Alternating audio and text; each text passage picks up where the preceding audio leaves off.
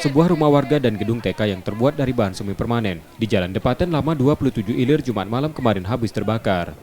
Kebakaran pertama kali diketahui warga yang melintas di lokasi kejadian melihat kobaran api dari satu rumah warga.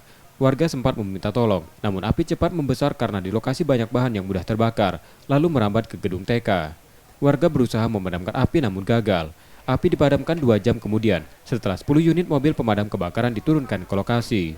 Awalnya petugas PBK Kota Palembang sempat kesulitan mencapai titik api karena banyak warga berkerumun. Dibantu polisi menghimbau warga membubarkan diri dari lokasi kebakaran.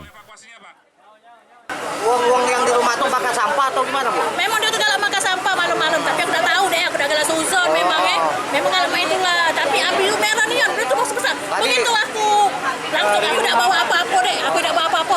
Begitu aku ngawa ijazah, lah rumah TK ini sudah terbakar. Aku berdoa deh, udah sampai sekarang. Oh, tadi yang pemilik rumah awal itu lagi taraweh? Dia tadi terawih ke rumah Pak Edi. Oh, ditinggal terawih kosong. tadi itu memang rumah itu tadi itu. Putri aku, oh enak dia aku rumah tamu, nanti bakar lah. Belum diketahui penyebab kebakaran, namun dugaan awal kebakaran karena pemilik rumah membakar sampah dan ditinggal sholat tarawih. Tim Inafis Polrestabes Palembang di lokasi kejadian memasang garis polisi untuk olah TKP sementara.